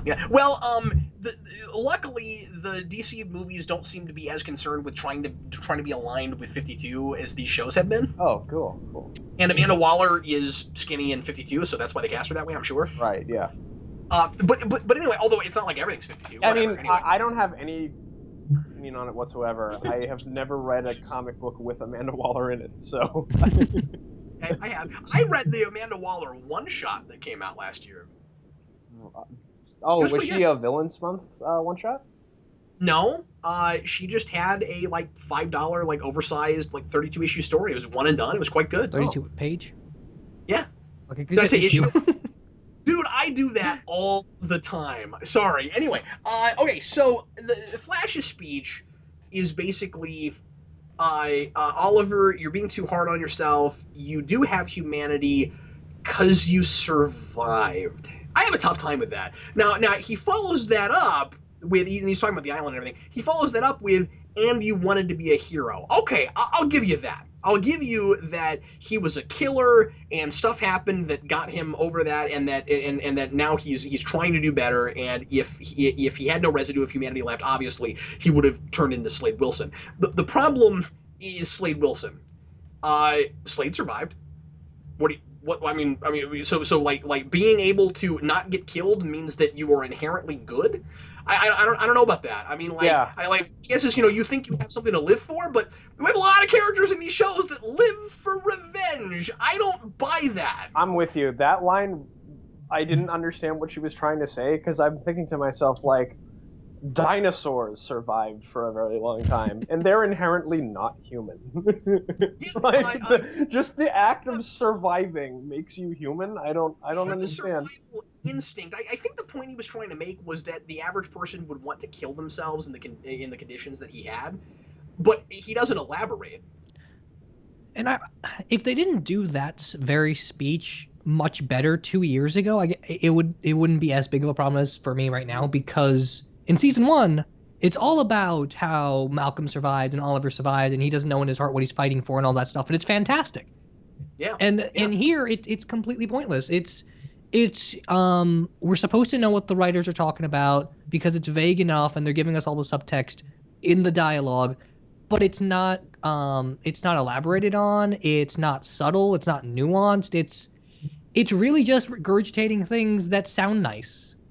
Yeah, in both of these episodes, there's a lot of telling us what we're supposed to think as opposed to playing out natural characters doing natural things in a scene, and then we infer things from that. The storytelling process is the writer implies and the reader infers, and today I feel like these shows are inferring everything for us. Yeah, Yeah.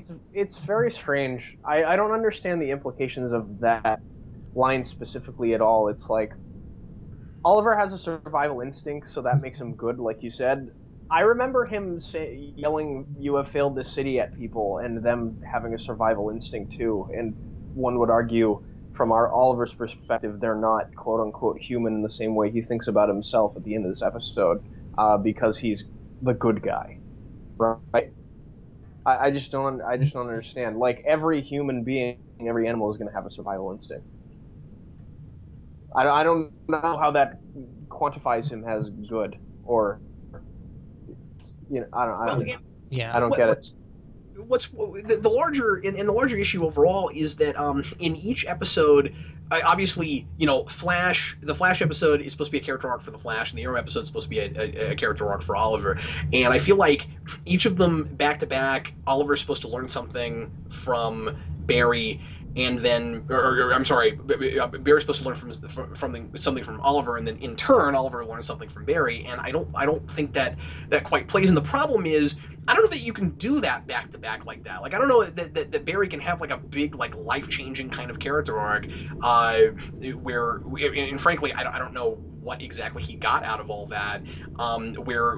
Besides, I need to start being more practical about crime fighting. There's more to it than just having superpowers, experience versus superpowers. I feel like between the two episodes, even if they weren't going to tell one big story, having the back to back like this, you've really got to have two dual protagonists with two character arcs that kind of go through both of them.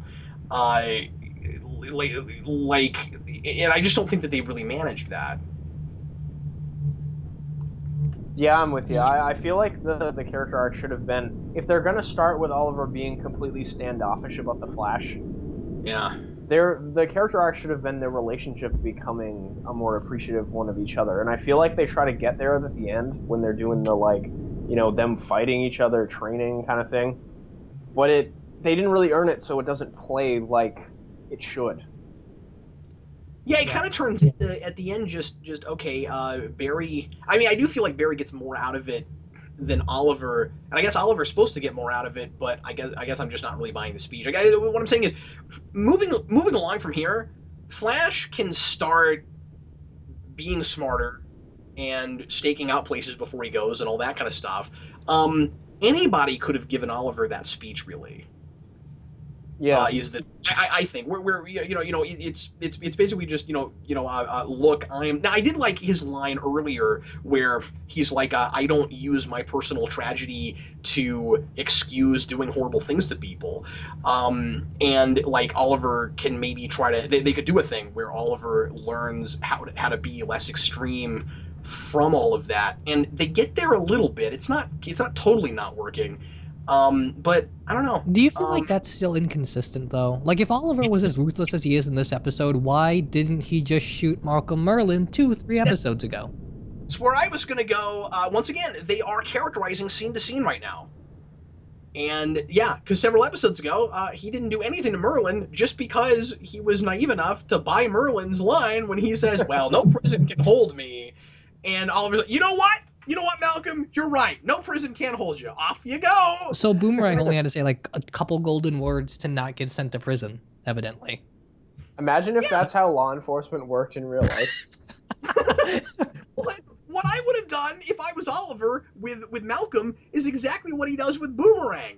Shoot him in the hand. Yeah. Dude, you know what I mean? Like again, there's a lot of I feel like we're going in circles. We're talking about a lot of individual things, but we're kind of making the same point over and over again, which is that there's a lot of kind of forced stuff to try to manufacture some kind of a drama between Arrow and Flash, and I just feel like they're not being creative enough, so they feel like they have to manufacture that stuff, and so you get Arrow being weirdly over the top extreme, and he's not always doing that anymore. I mean, he hasn't done that since episode 5 of season 1. Yeah, I was gonna say Oliver's capable of that, but I don't know if that's consistent with his character since he stopped killing people. Yeah, I think Dan, you're exactly at the point where this lines up, and everything in between they just must have ignored. He'll shoot people. Yeah. Dan's like, well, this episode worked fine for me. I've only seen 5 episodes. Oliver will sometimes in a fight like shoot people in the kneecap and stuff like that to take them down because they're dangerous and it's self-defense. Fine. Cops always shoot to kill. They don't want to get shot in the face. You know what I mean? Like that's fine. But he's not constantly torturing people. And I didn't feel like it was as necessary as the episode wanted me to think it was. Yeah. Anyway. Okay, so I'm depressed, and I'm sure everybody else listening is also depressed. And we should mention other things that we like, if there's things we like, because I need something to cheer me up right now. I guess before we get to positives, do we just want to cover the flashback really quick?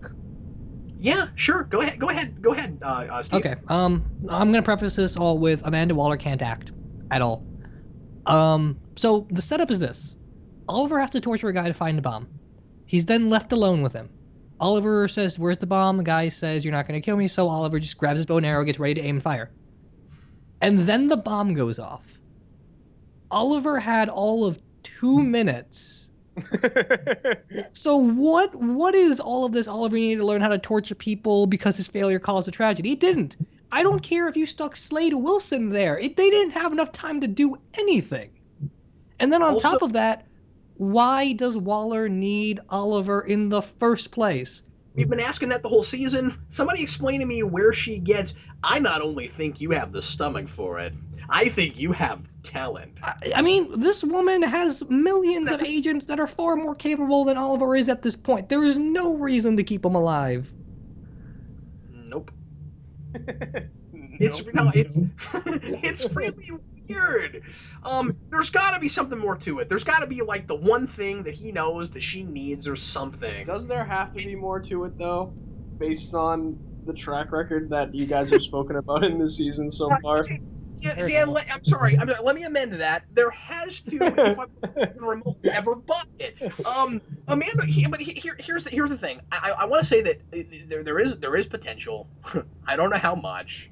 That what's going on is that because Amanda Waller is very manipulative. That what's going on is that she's saying the thing that she thinks she needs to tell Oliver to keep him around. But on the other hand, why if he just had knowledge that she needed or something, or for some reason she wants to like I don't know, train him to do something even though he doesn't really have the skills yet, and she just wants him to think that he does. She could be doing this a totally different way. I don't Yeah, know. I mean, I think there's two plausible things that we know so far that Oliver can talk to her about potentially. One of them is where's Mirakuru? Yeah, I feel like she might be curious about that if she knows at all. I The would be. the other is there's some kind of conspiracy in Starling City called the Earth Taking. Your dad was involved. What do you know about it? And Oliver Yeah. knows nothing. You can play that up for drama, whatever. But this show acts like season one doesn't exist, so that's clearly not it. Well, and the problem, of course, Steve, is that well, now it's not fair to say that it totally acts like season one doesn't exist because the Tommy stuff was okay. Yeah. But I'm just saying, let's not speak in absolutes. No, okay, yeah, Sometimes that's fair. I like season one a lot. I just mean like the undertaking stuff and Oliver Queen's journal and all that. no, I know that. I'm just saying that they did that Tommy thing earlier in the season that called back to some season one stuff. They haven't completely dismissed it. Okay, fair enough. Yeah. But anyway, yeah. But then at the same time, if it's just information that he has, then I don't know, torture him Yeah, yeah. That's the because it's problem all with about it. torture. Yeah, I don't get it either. Dan, cheer me up. Are there things you like? The music was good. Dan, Agree. No, I'm gonna kidding. stab you over the internet, Dan. I really liked the fight scene between Arrow and the Flash. All circumstances, story wise, notwithstanding. I thought the special effects looked really good, as they always do on the Flash's powers, and all that stuff was cool. It was cool to see them fight. Um, Agreed. Yay! The logos were cool. yeah, the fast logos punches. were cool. Fast punches. Yeah. Yeah. I'm just saying we haven't really seen the Super Flash fast punches yet, and we got to see them. No, it Yeah. was cool. I'm just laughing because I'm trying to think of other things I In part one, when Ollie first shows up, he just takes out the guy, says "nice mask," and then walks away. I thought that was awesome. That was pretty Uh, awesome. we all love Boomerang. Yes. Yeah. Yes. I'm fine, by the way, with Boomerang constantly saying as many things as they can think of that mean what goes around comes around. That's totally cool with me. It's hilarious. I love it. I've got no problem with it. Him having a revenge thing, yeah, it's typical, but it goes with his motif. So yeah, that was all fine with me. I hope they get some really cool stuff out of that actor. He could come back 8 or 9 times.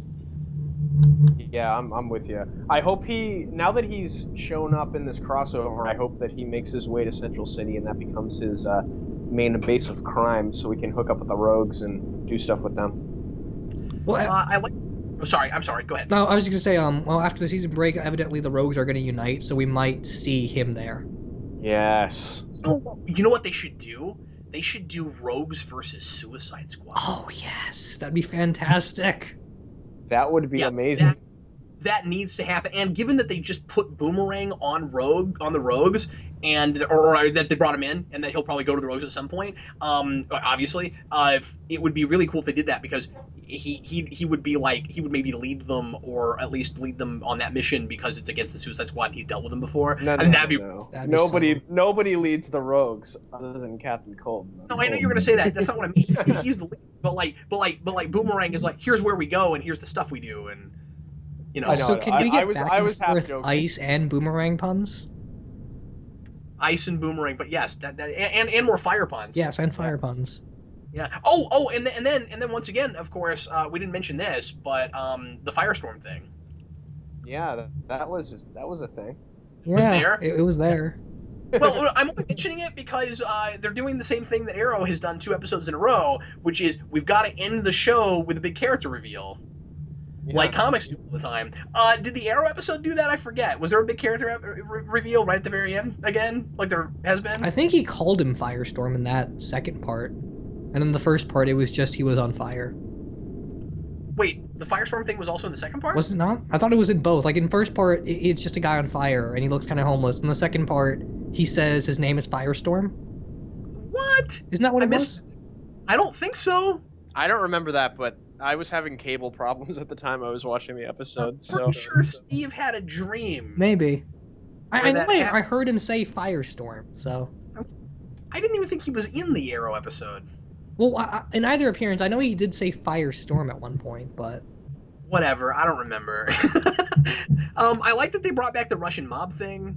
yeah, his line of I might not be in anymore because of last year. That was I kind of like that where he was like former, I think. That was all right. That was cool. Um, okay, so why don't we just go ahead and go on as always to best moment, worst moment. This is a super long episode, but we knew it would be. We've talked about 3 episodes today, you guys. Look at us. So, I mean, We're overachievers. I'm sure a lot of people don't like us anymore because we didn't like these episodes. But sorry guys, we're just calling it like I see it. And by the way, or like we see it. Sorry. And shouldn't I mention that we are all a little depressed by this, right? Like we were also looking forward to this. Steve wrote on Facebook, "I'm more looking forward to Flash versus Arrow than Batman than Superman versus Batman." yes, I was. I was so excited for this, and nothing at all. Hey, and I'm still really excited for the mid-season premiere of Flash, and the preview they showed of the Arrow one looks really good. Oh yeah, mean, yeah. Reverse Flash and Ra's al Ghul. I can't wait for that. That's going to be amazing. I hope, anyway. It looks amazing. The trailers always seem to be better than the actual episodes these days. Well, we're not with Arrow. I mean, Flash has been flying up until just last week. Yeah, that's true. Fair. But I don't know. Like I'm just saying, we have not given up. We've not given up. Best moment, worst moment. Let's start with Dan. Dan, give us. We can do this either way you guys want to. Either one for both episodes or one for the whole thing combined. I kind of saw them as 2 episodes. I wrote stuff for both.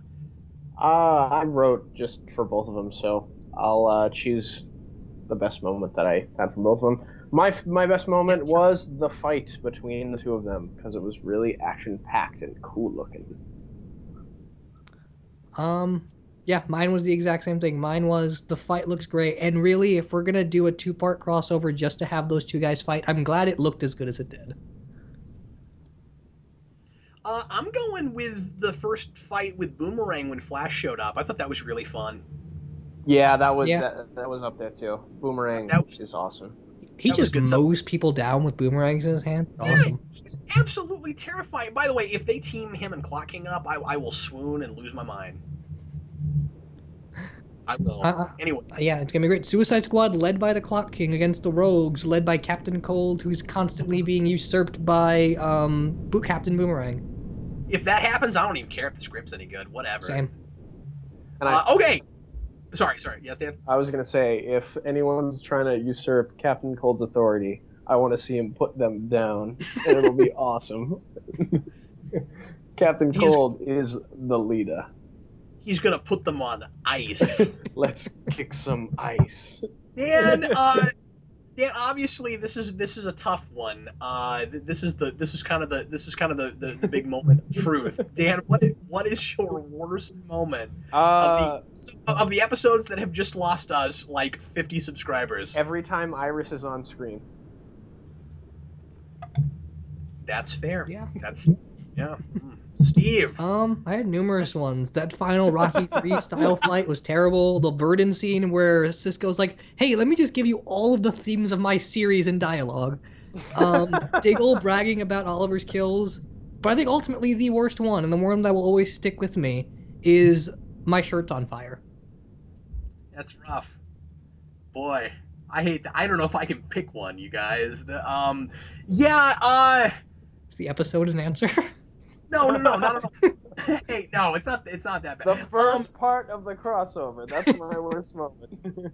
I don't know, man. I like there's a lot of little things that just really drove me crazy with all the awkward kind of shoehorned in references to things. Like I said, the thing with the Speedy thing really bugged me. I think I'm gonna have to go though with using that first episode to further that love triangle and take those two characters all the way back. Yeah, I know that's broad, but that's the big thing, man. Flash showing up and beating up Ed. I mean, I get that he's not himself or whatever, but I'm gonna say it. It suddenly turned into one of the really not good Smallville episodes.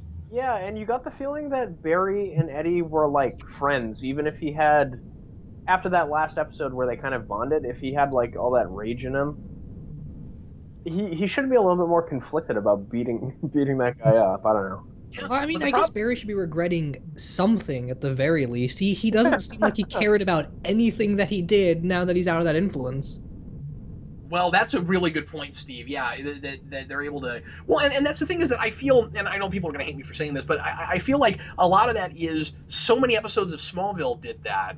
That now that they're doing one, they don't even have to really like have characters deal with it and stuff. This is just a TV trope thing now. This is just a thing we do in shows like this. When you get to the end, they're not responsible for any of their actions at all. Let's not even discuss the psychology of it or if any of those feelings are real. I mean, a lot of the Smallville episodes you'd at least get to the end of the episode, and Clark would be like, "I'm not responsible for this," and then somebody would go, "Yeah, but it shows me that you maybe deep down feel that way."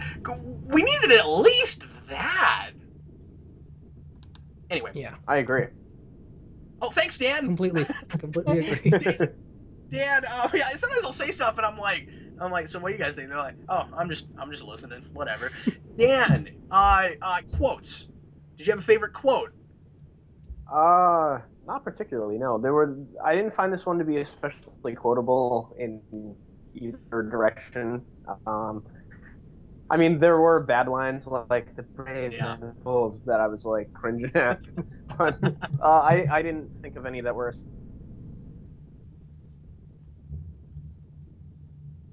Dan, you still there? Yeah. Did I Okay. get cut off there? Yeah. Yeah, you trailed off there for a minute. Steve. I can't believe I forgot this. I really like this is all in the performance. I really like Paul Blackthorne when he's talking to Barry and he's like, "What's your name? Bart Allen? What? Did you get hit by a bus or something?" And he just says it so nonchalantly, like it doesn't matter. Yeah, you got hit by a bus, right? I don't know. I just can't keep up with all the accidents that happen to people. I would have gone and seen you in the hospital, but I had to go see Laurel again. And then Barry's like lightning action. He's like, "Yeah, okay, whatever. It's not the weirdest thing to ever happen in my life." Yeah, yeah, and that would be a lot funnier if it weren't for the fact that Diggle can't handle seeing the Flash run fast. Uh, I don't know. I liked Barry's. I thought we were supposed to be better than them. You need that kind of thing in these. I wish we had moved farther in that direction. Once again, I don't use my personal tragedy as an excuse to torture whoever pisses me off. When Barry asks Oliver in the Flash episode, "Don't you sleep?" I liked that. Yeah, I was actually fine with Cisco's "A cold gun would come in handy" right about now. that was good. Oh, did you guys catch Caitlin's when Captain Boomerang is attacking and Oliver and Roy are grabbing their gear and Caitlin's like, "How do you guys not miss the person you're after?" Because they're so slow compared to Barry. Yeah, I want to go ahead and throw my hat in the ring and give a worse moment to, or not a worse moment, a worse quote to Steve.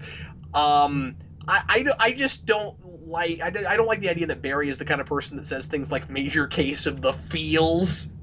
Oh yeah, I hated that line. Wasn't a big fan I of can't. that. They That was opened the the thing. episode with that. It was just an instant mood killer from there. Yep, that's how I felt about it. Anyway. Okay, let's go ahead and go on to comic references. Obviously, all kinds of stuff. You got the Roy G. Bivolo thing. You got Captain Boomerang.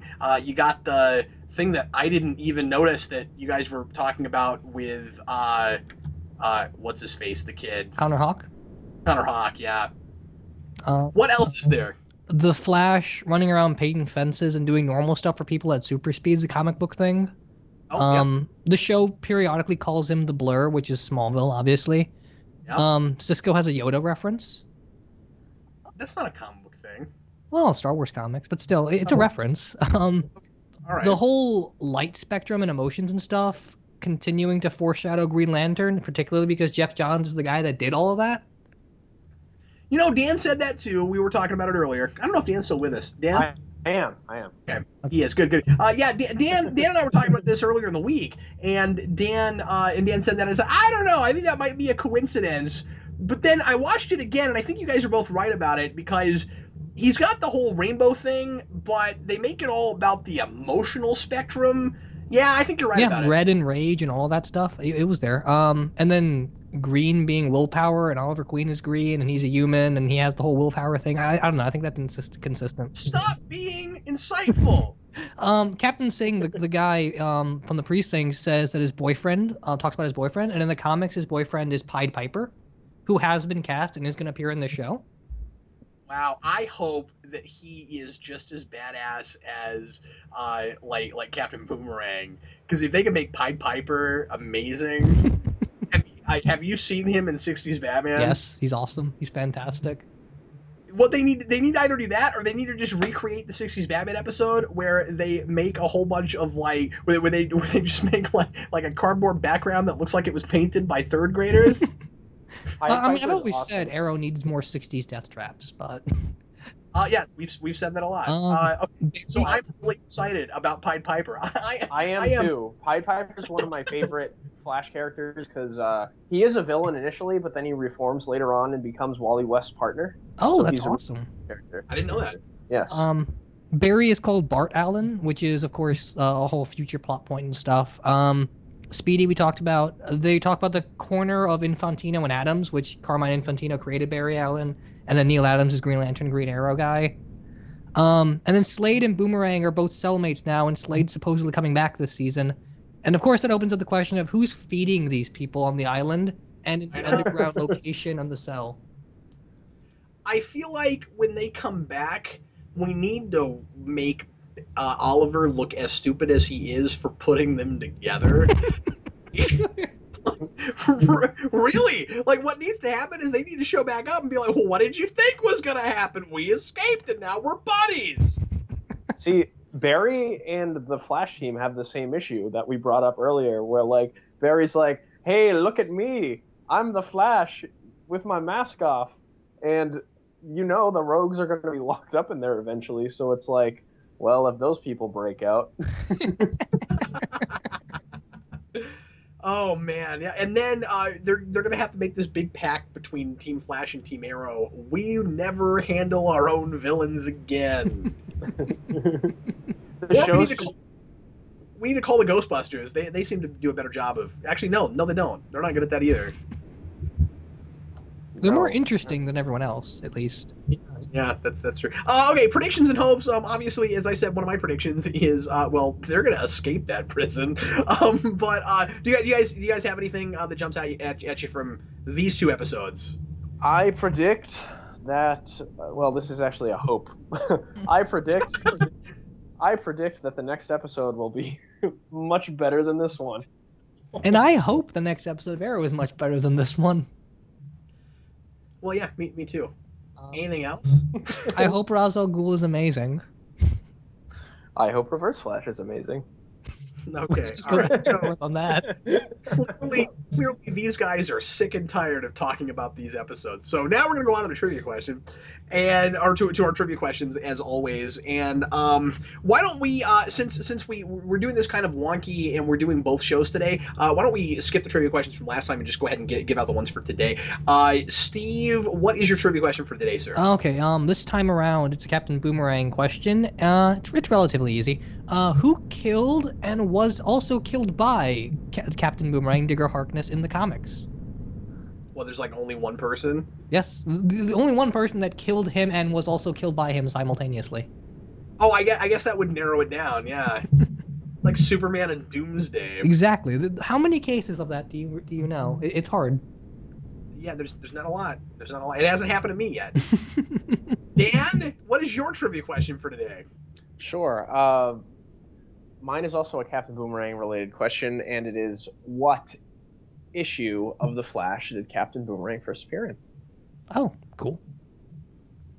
My trivia question for today, as always, from the episode is Barry, at the beginning of the Flash episode, steals something belonging to the police captain, and I thought it was really out of character and did not know why he did that, but it cracked me up. He steals something. What is it? And I will give you the hint that it is something that we have seen Penguin in Gotham kill for. Oh, anyway, yeah. Penguin is the best part of that show until they'll see mid-season finale. That should make it even easier. If you think you know the answer to either or to all three of our questions or just one of them, go to geekvolution.com, go to the contact section, and send us your answers. And obviously, we're not going to be doing any more Arrow and Flash discussions, so we'll try to give you those at some point. Thanks as always for listening. Hope you enjoyed it. Again, I know that we were really down on these. It's just how we felt about it. Leave your comments. We are all interested to read them. Once again, bear with us as we kind of change up stuff here at Geekvolution a little bit. We're going to be a bit under construction the next few weeks as we get into 2015. Don't worry, discussion shows are not completely gone. We will be talking about these in bigger, broader chunks at the end of mid-seasons. And as I said, we're working on a possible idea to do a shorter, well, the video itself won't be shorter, but to do one video covering more shows at the end of the week, and we'll talk more about that later on. Not promising anything yet, but yes, and the potential name for said show is Rad. It is rad. It's an awesome title. It's pretty hilarious, and once again, a title that came from Dan and I joking about something that we thought would never happen. Just every time, Dan, you got to stop joking with Cap because he takes on projects that will take years and years. This one's not. It will be the spawn year of discussions, but only in that Dan co-created it. That's it. That's it. Anyway, nobody panic. We're not going to build sets or a suit or anything. There go my hopes and dreams. Well, anyway, everybody, thanks so much for listening. We sure hope you enjoyed it. We hope you're not slitting your wrists now after you've listened to this. And we will all talk to you again next week on our copious amounts of shows. We will, of course, again, be doing one more Flash and Arrow discussions for this season before the big finale later on, getting close to summer. Thanks for listening. I was Captain Logan. This was Steve Baxi. Bye-bye, everybody. And Dan Torrey. Thanks for listening, guys. Bye.